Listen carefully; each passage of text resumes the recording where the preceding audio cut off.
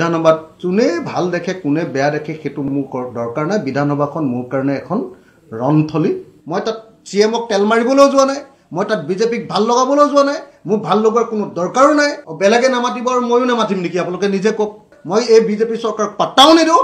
গতিকে যেতিয়াই মন যায় তেতিয়াই মই য'ত ধৰিলে অসমৰ মানুহে গম পাব যে এই চৰকাৰে এই 2 নম্বৰী কামবিলাক কৰি আছে, মই তাতে দিওঁ। বিধানসভাত মানে কি হৈছে, মানে 126 জন বিধায়ক থাকে, বাকীবিলাকে নামাতে, বহুতে নামাতে, বেছিভাগে নামাতে। আমি বিৰোধীও আছোঁ 51 জন। 51 জন বিৰোধী বিধায়কে যদি চৰকাৰে লোৱা বেয়া কামৰ বিৰুদ্ধে একেলগে থিয় হৈ দিওঁ, তেতিয়াহ'লেতো কোনো পধ্যে চৰকাৰে বেয়া কাম কৰিব নোৱাৰে।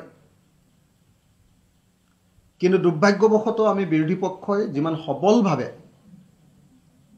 এই চৰকাৰখনৰ জনগণ বিৰোধী কাম কাজৰ বিৰোধিতা কৰিব লাগিছিলে, সেইটো আমি পৰা নাই, সঁচাকৈ পৰা নাই।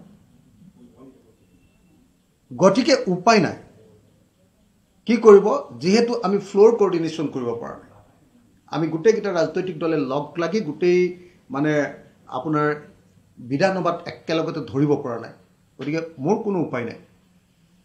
মইতো বিধানসভাত শুবলৈও যোৱা নাই, মইতো বিধানসভাত টোপনি মাৰিবলৈও যোৱা নাই, মইতো বিধানসভাত মনে মনে বহি থাকিবলৈও যোৱা নাই, আৰু মইতো বিধানসভাত চৰকাৰে বেয়া পাব বুলি মুখ নমতা কিয় নাথাকোঁ।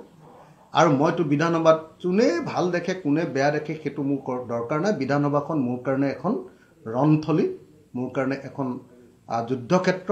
বিধানসভাখন মোৰ কাৰণে বিজেপিৰ বেআইনী কাম কাজবিলাকৰ বিৰুদ্ধে অসমৰ মানুহৰ চকু মুকলি কৰি দিবৰ কাৰণে আটাইতকৈ উপযুক্ত মঞ্চ। গতিকে ভালে পাওক বা বেয়াই পাওক, যি সময়তে মই চান্স পাইছোঁ, নহ'লে মই 2 মিনিট পাওঁ ভাষণ দিবলৈ, যি সময়তে চান্স পাইছোঁ মই সেই সময়তে মুখ্যমন্ত্ৰীক ধৰিছোঁ।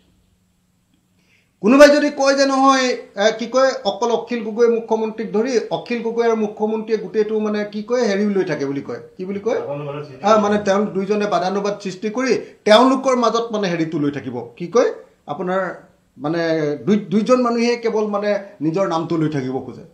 আৰে ভাই, যিসকলে তেনেকৈ কোৱা সেইসকলক মই অনুৰোধ কৰিছোঁ যে আমিতো বিৰোধী পক্ষ 51 জন আছোঁ, একেলগতে মাতি নিদিওঁ। কেলে বিধানসভাত যোৱা 4টা বছৰত সদায় ৰাজ্যপালৰ ভাষণৰ সময়ত আমি মনে মনে থকাৰ সিদ্ধান্তটো কেতিয়াৰ পৰা ল'লোঁ, কাক সুধি ল'লোঁ, কেতিয়া সিদ্ধান্ত হ'ল এইটো? বিজেপি দলে অনুৰোধ কৰি দিয়ে বোলে আপোনালোকে মনে মনে থাকিব দেই, আজি বোলে কোকৰাঝাৰ থোৱাৰ কাৰণে মনে মনে থাকিব, আজি বোলে নতুন ৰাজ্যপাল অহাৰ কাৰণে মনে মনে থাকিব, আজি বোলে নহয় এইটো পৰম্পৰাটো বোলে হুলস্থুল নকৰা কৰিব, আৰু বেলেগে মানি ল'ব। মই কিয় মানি ল'ম? মইতো নামানো, মিছা কথা কৈ লাভ নাই। মই তাত শুবলৈও যোৱা নাই, মই তাত চিএমক তেল মাৰিবলৈও যোৱা নাই, মই তাত বিজেপিক ভাল লগাবলৈও যোৱা নাই, মোক ভাল লগোৱাৰ কোনো দৰকাৰো নাই। মই এই বিজেপি চৰকাৰক পাত্তাও নিদিওঁ। গতিকে যেতিয়াই মন যায় তেতিয়াই মই য'ত ধৰিলে অসমৰ মানুহে গম পাব যে এই চৰকাৰে এই 2 নম্বৰী কামবিলাক কৰি আছে, মই তাতে দিওঁ। বেলেগে নামাতিব আৰু ময়ো নামাতিম নেকি? আপোনালোকে নিজে কওক। মই সেইটো নাজানো, আপোনালোকে সেইটো কংগ্ৰেছক প্ৰশ্ন কৰিব, বেলেগ ৰাজনৈতিক দলক প্ৰশ্ন কৰিব। মোৰ দায়িত্বটো মই পূৰা পালন কৰিছোঁ যে মই য'ত ধৰিব লাগে ধৰিম। ৰাজ্যপালৰ ভাষণটো হ'ল চৰকাৰখনৰ নীতিগত সিদ্ধান্তৰ প্ৰকাশ। যদি তাতেই নধৰোঁ তেতিয়াহ'লে বিজেপি চৰকাৰক ছাপোৰ্ট কৰা বুজাব। গতিকে মই মাতিমেই। ৰাজ্যপালে ভাল পায় বেয়া পায়, সেইদিনা 1.5 ঘণ্টা ৰাজ্যপালৰ ভাষণ আছিলে, মই ধৰাৰ কাৰণে 20 মিনিটত তেওঁ ভাষণ এৰি থৈ গৈছে। মইতো ক'বলগীয়া একো নাই। কোনোবাই মোক বেয়া পালে ভাল পালে মই নাজানো, মই য'ত ধৰিব লাগে ধৰিম। মই কি বুলি ধৰিছোঁ যে আপুনি যে এই যে BTADলৈ আহিলে, BTADলৈ অহাৰ পাছতো আপুনি যে বহুতৰ নাম ক'লে, কিন্তু এবাৰো উপেন্দ্ৰনাথ বৰ্মাৰ নামটো নল'লে কেলে? মই কি বুলি কৈছোঁ যে আপুনি BTADত ইয়াত বিশেষ অধিৱেশন পাতিছে, কিন্তু আপোনাৰ ৰাজ্যপালৰ ভাষণত BTR চুক্তিখনৰ কি কাৰ্যকৰীকৰণ কৰিলে আৰু কি কৰিব সেইটো কথা কিয় একবাৰো নকয়? এইটো ক'বলগীয়া বিষয় হয়নে নহয় কওক আপুনি? সেইটো কোৱাৰ কাৰণে যদি মোক কোনোবাই কয় যে অকল চুপতি কৰি থাকে, ই মাজতে মাতে, ই নিয়ম শৃংখলা নাজানে, ই বিধানসভাৰ নিয়ম নাজানে, চব আপোনালোকে ক'ব পাৰে।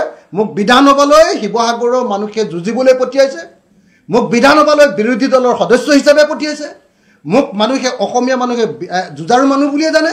গতিকে মই যুঁজিবলৈ তাত গৈছোঁ, মই তাত শুই থাকিবলৈও যোৱা নাই, কাকো তেল মাৰিবলৈও যোৱা নাই, তাৰ পৰা একো পাবলৈও যোৱা নাই। মুখ্যমন্ত্ৰীক মই মনে মনে থাকি গুড বুকত নামো সোমাবলৈ যোৱা নাই।